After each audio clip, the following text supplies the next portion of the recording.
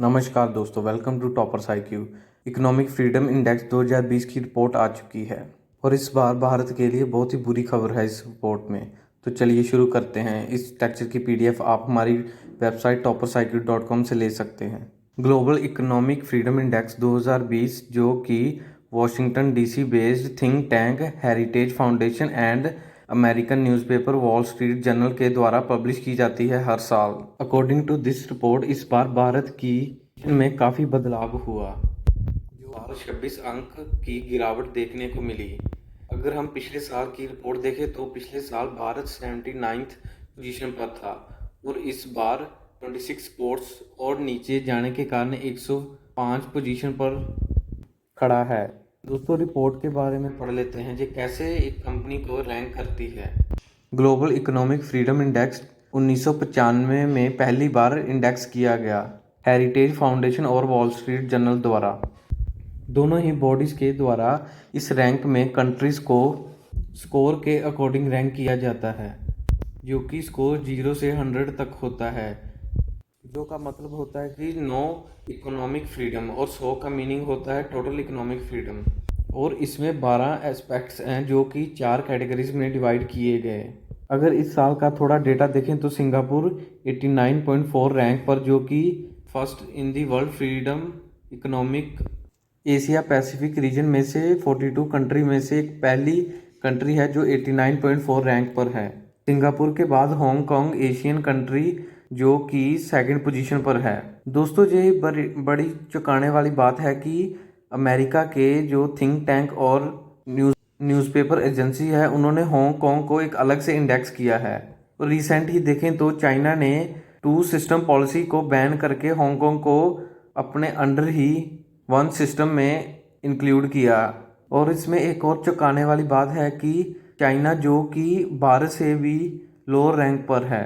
अगर हम इस रिपोर्ट के ऑब्जेक्टिव्स की बात करें तो दुनिया में कितने देश हैं जिनको गोज इकोनॉमिक फ्रीडम है, उनको इकोनॉमी में उनके देश में उनके पास फ्रीडम है। अगर हम इस रिपोर्ट का मेन पर्पस देखें तो economy, security of privately owned properties, level of personal choice, the ability for business players to enter markets, rule of law among other by analyzing policies and institution of 162 countries and territories। दोस्तों, अगर हम private sector की बात करें तो इस report में बताया गया है कि प्राइवेट सेक्टर को कितनी फ्रीडम है उनको इकोनॉमी में, और उनके पास कितने लॉज हैं उनके समर्थन में है जो कि वह अपने बिजनेस को और एक्सपेंड कर सकें। और अगर हम प्राइवेट सेक्टर को देखें तो अगर कोई एक नया बिजनेस स्टार्टअप है, अगर वह कंपनी को रजिस्टर करता है, उसे कितना समय लगता है एक ओनरशिप लेने में और रजिस्टर होने में, कौन कौन से रूल्स हैं जो उसे फॉलो करने पड़ते हैं, और कितना समय लगता है कि गवर्नमेंट उसको कंपनी की अप्रूवल देती है।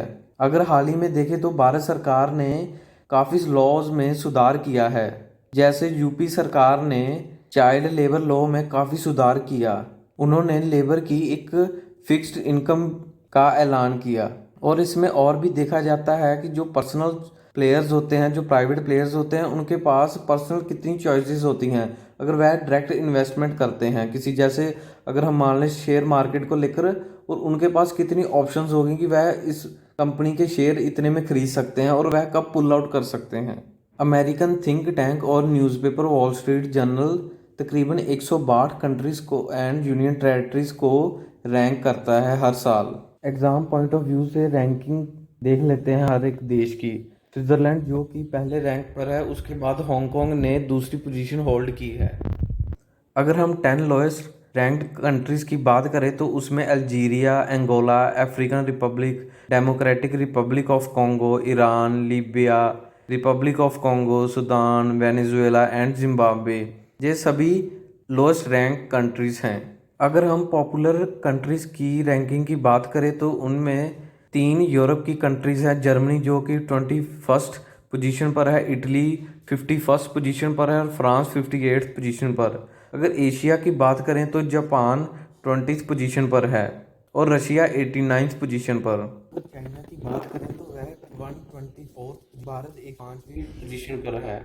फिर भी हम देखें तो भारत ने काफ़ी अच्छा परफॉर्म किया है, मगर पिछली बार से पर वह 26 स्पोर्ट्स डाउन गया है।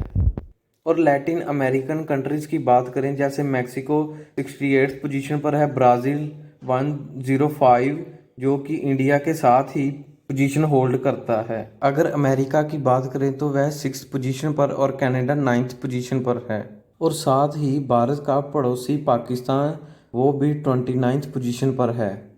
बांग्लादेश 133 पोजीशन पर और टर्की 99 पोजीशन पर। नेपाल जो कि भारत के पास ही 109 पोजीशन पर खड़ा है। फॉर द टाइम बिंग ये है एंड इस वीडियो का। चैनल को सब्सक्राइब और लाइक करना मत भूलिएगा। धन्यवाद।